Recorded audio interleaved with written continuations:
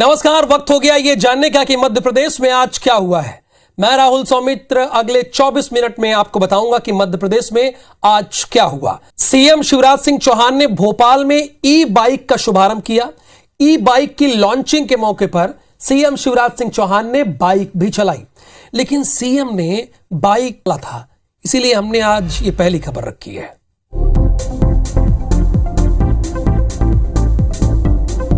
ई bike को प्रोत्साहन देता हुआ मंच के ठीक आगे ई बाइक पर सवार सीएम शिवराज सिंह चौहान।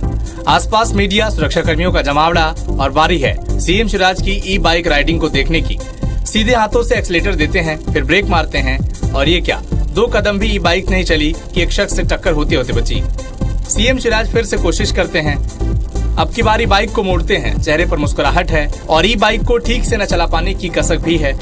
खैर, नेता ट्रबल शूटर होते हैं, नाम के लिए ही सही, 4 कदम ही सही। एमपी को चलाने वाले सीएम साहब जैसे तैसे ये बाइक तो चला ही ली। सीएम का ये अंदाज देकर वहां मौजूद हर एक चेहरे पर मुस्कुराहट आ जाती है।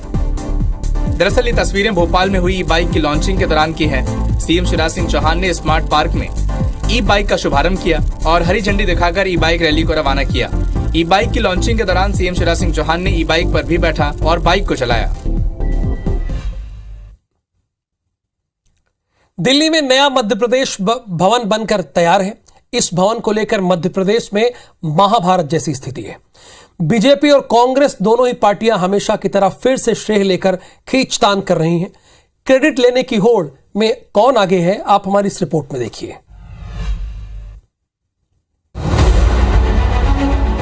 दिल्ली के चाणक्यपुरी में बनी इस भव्य इमारत के आगे 5 स्टार होटल्स की रौनक भी फीकी पड़ जाएगी। इस इमारत का नाम मध्य प्रदेश भवन है।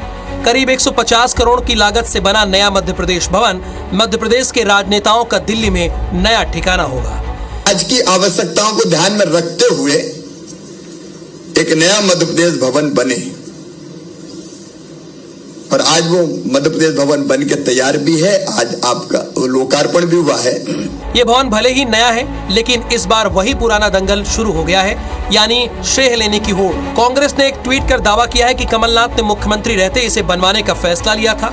जिस तरह आज मध्य प्रदेश भवन की नई इमारत का आज उद्घाटन हो रहा है, उसमें तो ऐसा बताया जा रहा है कि भारतीय जनता पार्टी के दफ्तर के पहले मध्य प्रदेश का नया भवन शिवराज सिंह जी ने ही बनाया है। इससे पहले उज्जैन में महाकाल लोक को लेकर भी कांग्रेस ने बीजेपी पर श्रेय लूटने का आरोप लगाया था।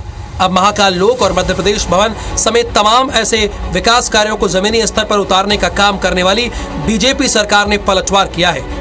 दिल्ली में मध्य प्रदेश भवन को आधुनिक और सुविधापूर्ण बनाया जाए, ये परिकल्पना मुख्यमंत्री शिवराज सिंह चौहान जी की उस दौरान भी रही है। दुर्भाग्य से हमारी सरकार नहीं आई और भूमि पूजन करने का मौका कमलनाथ जी को मिल गया, लेकिन वो केवल भूमि पूजन का ही कार्यक्रम कर पाए। उसमें बाकी कराने का काम जो है उसे बनने और बनवाने का काम मुख्यमंत्री शिवराज सिंह चौहान जी ने किया है। बहरहाल मध्य प्रदेश भवन की खासियत की बात करें तो यह किसी लग्जरी होटल से कम नहीं है। करीब 1.2 एकड़ में फैले भवन में 104 कमरे हैं। इसमें 4 VIP स्वीट्स हैं और 67 डीलक्स कमरे भी हैं। कॉन्फ्रेंस रूम में एक साथ 45 लोगों के बैठने और ऑडिटोरियम में 250 लोगों के बैठने की व्यवस्था के साथ यहाँ तमाम आधुनिक और हाईटेक इंतजाम है। Bureau report, IBC 24। ग्वालियर में लकड़ी काट कर ले जा रहे लकड़ी माफियाओं ने घेरने पहुंची 4 पुलिसकर्मियों पर हमला किया। इस हमले में उटीला थाने के हवलदार और सिपाही घायल हो गए।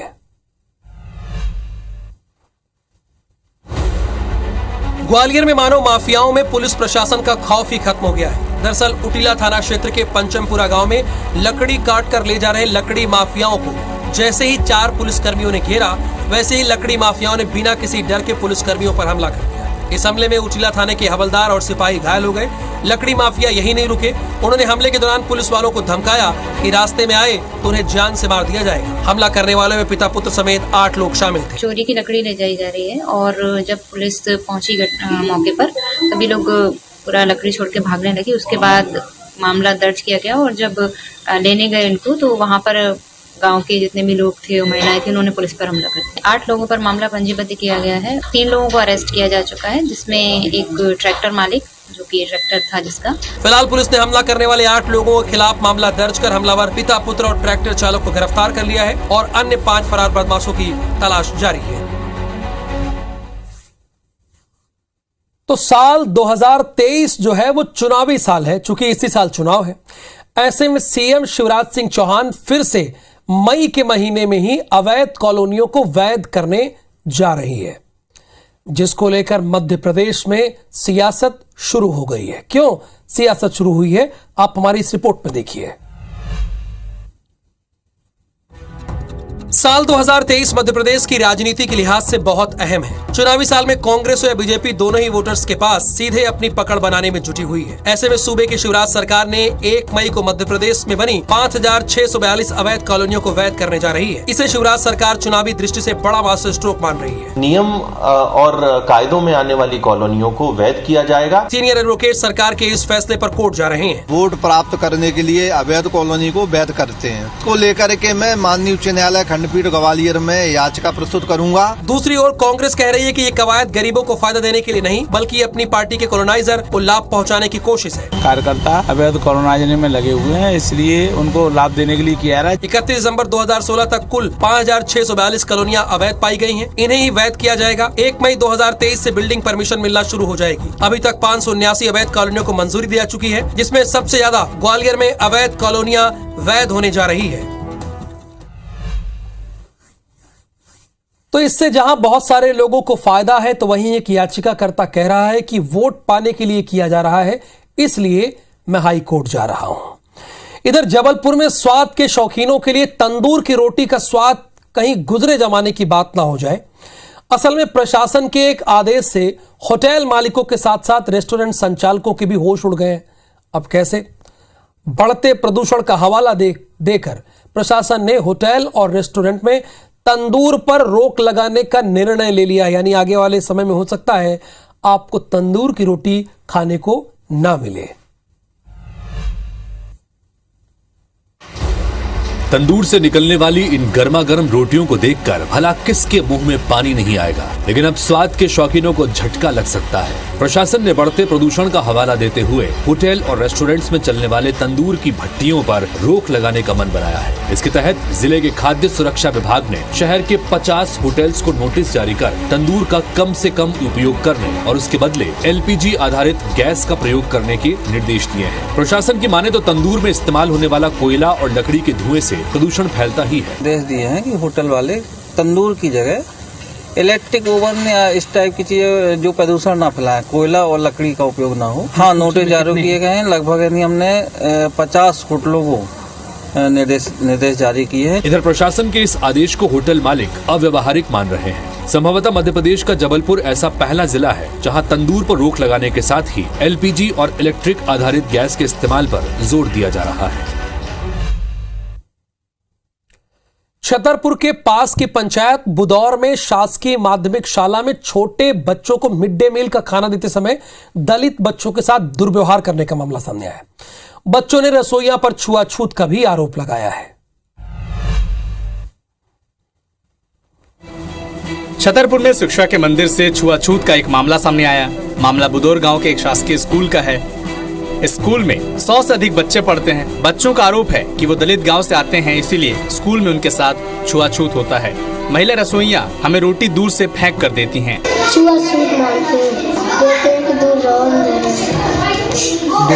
तो आपको बुरा लगता होगा ऐसा करते हैं आपके साथ? वहीं स्कूल प्रबंधन इस पूरे मामले पर चुप्पी साधे हुए है। जातिगत भेदभाव नहीं कह सकते, दुर्व्यवहार कर सकते हैं कि जो वहाँ के रसोइया और मध्याह्न भोजन का जो समूह अनुबंधित था उसके साथ बच्चों के साथ व्यवहार उसका अनुचित था।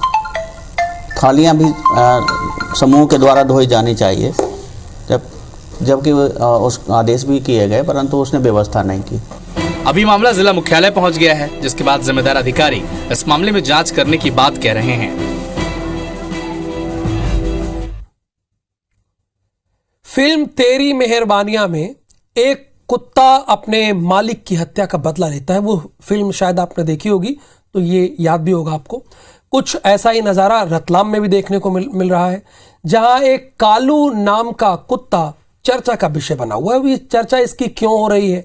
क्या इसने भी तेरी मेहरबानी ऐसी फिल्म से अपने मालिक की हत्या का बदला लिया? हुआ क्या असल में, आप हमारी रिपोर्ट में देखिए। रतलाम में वफादारी की सबसे ज्यादा मिसाल कुत्तों को लेकर दी जाती है। कालू नाम का एक स्ट्रीट डॉग आजकल चर्चा का विषय बना हुआ है। दरअसल रतलाम में हुए 13 हत्याकांड के बाद जहां सुनू ने अपनी पत्नी और दोनों बच्चों को दफना दिया, वहां कालू नाम का एक कुत्ता दिन भर सोता रहता था, जिसके बाद पोल खुल जाने के डर से सोनू ने कुत्ते को दूर जंगल में ले जाकर छोड़ दिया। लेकिन उसके बाद भी कालू अपने प्रिय मृतकों को ढूंढकर वापस आ गया और अभी भी कालू उस घर के लगभग 5 फीट के करीब गेट को लांघकर उस घर के अंदर चला जाता है और दिन भर खोदे गए गड्ढे के पास बैठकर रोता रहता है। निशा और उसके बच्चे कालू से इतना प्यार करते थे कि जहाँ भी वो जाते कालू अक्सर उनके पीछे घूमता रहता था। एक कुत्ता बच्चा था, जब से यहाँ रह रहा है और उनका मर्डर हुआ, जब से ये रोना चालू हुआ तो अभी तक रोता बंद नहीं हुआ है। भले ही पुलिस ने रतलाम में हुए 13 हत्याकांड का खुलासा कर दिया है, लेकिन कालू नाम के इस कुत्ते का अपने मालिक के प्रति प्रेम देखकर एक बार फिर से सिद्ध हो गया कि वफादारी में कुत्तों की मिसाल यूं ही नहीं दी जाती, वो होते ही वफादार हैं।